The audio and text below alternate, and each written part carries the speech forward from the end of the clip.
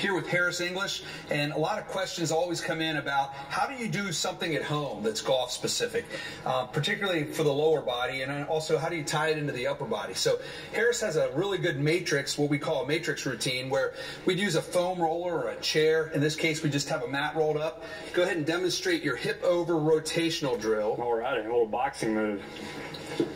Good. Notice how he's rotating around that stable base. And Harris had some hip problems, and over the past couple of years, we've really worked to strengthen his lower body. But more importantly, for the viewers at home, mobility.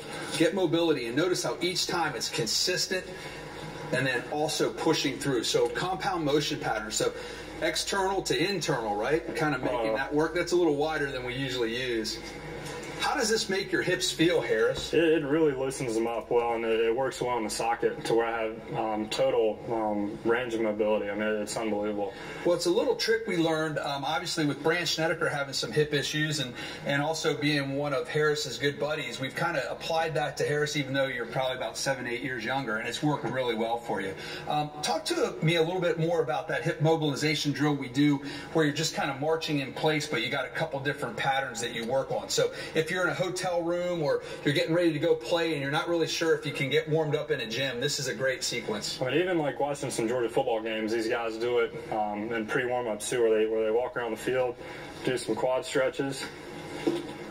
Notice that arm reach. We kind of apply that. Kicks. Yep. And he's got long hamstrings, ladies and gentlemen. Yeah. And then like kind of pull the leg across.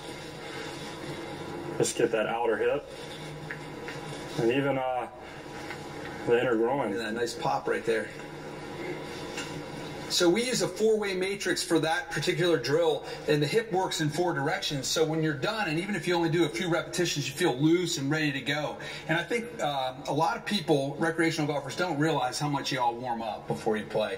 Harris doesn't like to get too loose, but you still go through a little routine. Could you describe some of that? That's right. I mean, going to the golf course in the morning, either work out at the hotel gym or the trailer on the PGA Tour, ride the bike a little bit, get the body warm, getting the legs loosened up, because that's really the thing that I'm concerned about most is I don't want to be sore going out to the golf course, because we walk 18 holes, 72 holes a week. So I want to keep the legs fresh, and some of these drills that I just demonstrated really keep my legs fresh and help me play as well as I do on the 72nd hole as I do on the first hole. We're going to demonstrate to you today some key stretches you can do before you play golf. Most of the viewers at home really have no idea what to do, and if you're pressed for time and you're late for your tee time, here's some things that you can definitely do that will help you in a pinch. So Harris, go ahead and demonstrate that extension drill. When we talk about extension, you look at his arm length all the way through his shoulders into his lats. Notice how he's squatting down in golf posture. This is an awesome stretch for you to do for both sides of your body, but it'll get you nice and loose through the mid-back and also through the lats. Notice what we do here.